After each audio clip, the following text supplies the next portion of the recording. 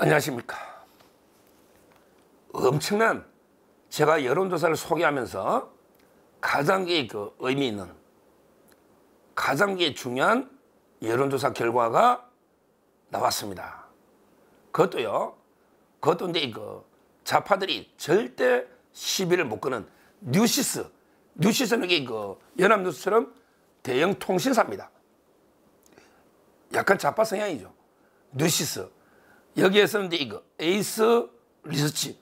이것도 어떤 토도 못 따르죠. 에이스 리서치. 뭐 어떤데? 이거는 오히려 좌파 성향이 가깝고요. 좌파들이 절대 시비를 못 거는 통신사 뉴시스에서 에이스 리서치.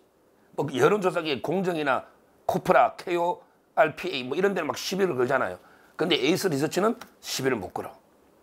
그러게 추세가 있잖아요. 이 여론조사에서 탄핵 찬성과 반대가 오차범위에 들었다. 동률 오차범위에 들었다. 이거는 엄청난 여론조사입니다. 오차범위에 들었다. 제가 33%가 분기점을 했잖아. 9명 중에 6명이 찬성하니까 탄핵 반대가 33이면 딱 백중체다. 해볼 만하다. 그런데 탄핵 찬성이 51밖에 안 돼. 인용. 그 다음에 반대가 47. 와, 이게 4%면 플러스 마이너스 3.1이니까 오차범위에 들었다는 거예요.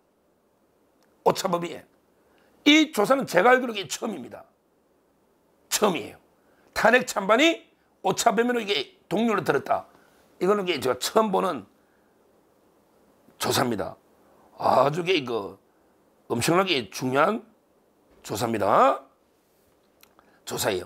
탄핵 인용이 51.4, 46.9 오차범위입니다. 반올림하면 51대 47이다 이 말이죠. 반올림하면 정확하게 말하면 51.4, 46.9 오차범위에 들었다. 이게 의미가 있는 게요. 추세가 중요하잖아. 작년 12월 5주차, 작년 12월 말에 조사한 거는요. 탄핵이 61.2야. 61.2, 10% 줄었잖아. 그 다음에 기각은 37이야. 10%가 올랐잖아요. 작년 12월 말 기준보다 한 달 동안 오히려 10%가 내려가고 탄핵자 10%라는 건 대단한 겁니다. 국민에.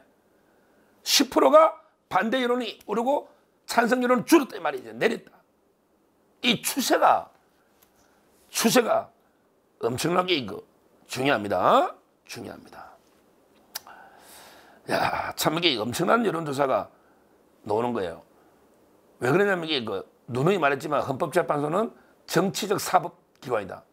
따라서 가장 중요한 거는 뭐다? 국민의 뜻이다. 그렇죠. 정치적 사법재판이니까 국민의 뜻. 국민의 뜻은 뭐로 할 수 있다? 두 가지. 여론과 그 다음에 집회 숫자. 집회에 좌파가 6,000명인데 우리가 60만 명이 와. 그러면 헌재가 영향받지. 헌법재판소에 둘러싸야 된다니까. 집회 숫자. 이게 여론이거든. 그 다음에 객관적인 여론조사. 이 두 가지가 국민의 뜻을 알 수 있는. 그거 왜 어떻게 할 거냐고. 그거 왜 어떻게 알아. 여론조사와 집회 숫자. 그러니까 우리가 계속 평일이든 주말이든 대규모로 장외에 참여해야 됩니다. 대결집 참여해야 됩니다. 그게 대통령을 지키는 길이에요. 그 다음에 여론 전화 하나 받는 거. 이게 애국입니다. 이게 진짜 민심이야. 옛날에는 대통령을 소극적으로 지지하니까 여론조사 안 받아버렸잖아. 안 받았잖아. 그렇잖아요. 야, 저는 엄청난 결과가 이 여론조사에 나왔다. 그러면 누가 이렇게 10%를 이렇게 10% 찬성 내리고 반대로 10% 올라갔잖아. 이게 누구 때문일까? 헛발질하는 놈 많죠? 제가 보기에 물론 가장 중요한 거는 윤석열 대통령이 투쟁에 우리가 동참하면서 진짜 이 음동설안에 풍찬노숙하면서 대통령을 지켜야 된다고 나선 윤석열 대통령과 우리 자유파 애국 국민들의 저항권, 대저항권이 발동하면서 혁명이 일어나고 있는 거예요. 혁명이. 이게 가장 원인이죠. 가장 원인이에요. 우리가 잘한 건 잘한 거예요. 윤석열 대통령과 그 다음에 윤 대통령을 지키기 위해서 완전히 장외 투쟁에 나선 우리 자유파 애국 국민들이 이 결과를 만들었다. 이게 저는 잘한 거는 잘한 거예요. 그 다음에 자살골도 있죠. 계속 완전히 헛발질한 자살골도 있잖아. 우원식이가 뭐 예를 들어 국회 표결도 안 하고 권한쟁의 심판한다고 이놈이 표결도 안 거치고 지가 뭐 침해됐다고 마흔에게 임명해라고 표결도 안 거치고 권한쟁의 심판해가 마흔에게 임명이 물 건너가 버리잖아. 이런 것도 꽤 크고요. 그 다음에 문영배나 이미선, 정계선 이 자들이 윗선이 다 드러나 버렸잖아. 이런 것도 꽤 크고요. 또 이게 이재명이가 온갖 아니 지재판한다고 위헌법률 심판까지 해가지고 이제 헌법재판소 가려고 그러네. 야 위헌법률 심판 청구했다니까요. 제가 따로 그런 게 다루겠지만 이런 짓을 하니 또 헌법재판소 가가 야 형배야 문영 형배야 내 좀 살려주라. 너가 빨리 좀 결정해주라. 이게 위헌이라고 대법원까지 결정하면 되거든.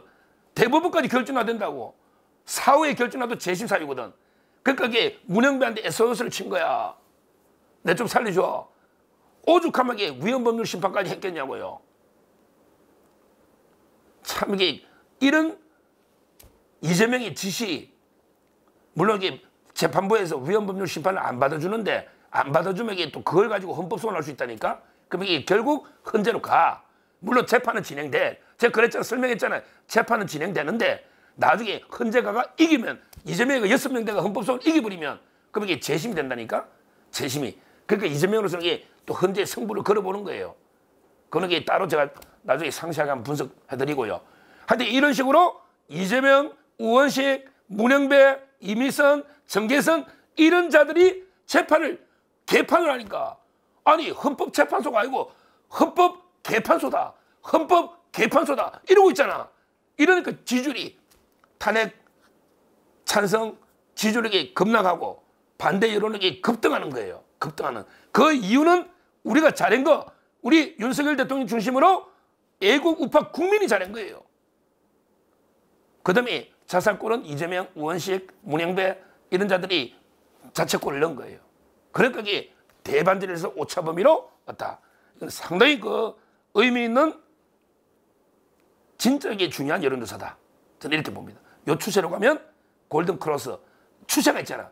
다음 조사 때는 이렇게 탄핵 반대가 찬성을 앞지르는 이런 게 골든 크로스가 놓을 수 있다.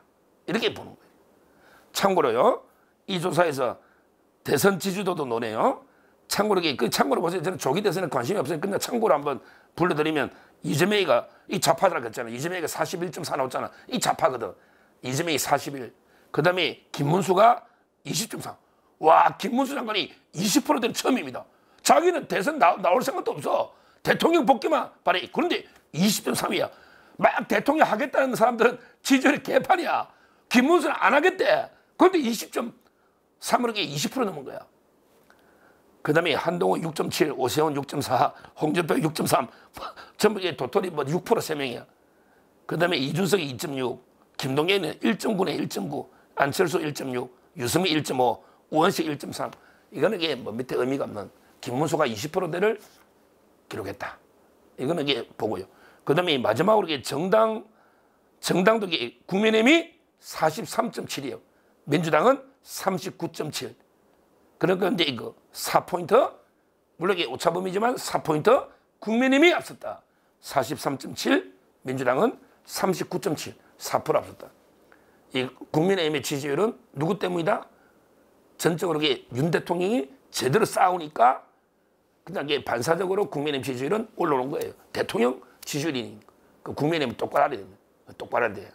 하여튼 이거 엄청나게 중요한 여론조사 결과가 나왔다. 앞으로 이 추세가 골든 크로스가 되면 탄핵은 물 건너간다. 조계 대선도 물 건너간다. 대통령이 화려하게 컴백하면서 오히려 이게 내란 쿠데타 세력, 대통령을 끌어내리고 권력을 찬탈하려는 이런 세력들을 완전히 썰어버린다. 이게 대민심이다. 이렇게 말씀드립니다. 감사합니다.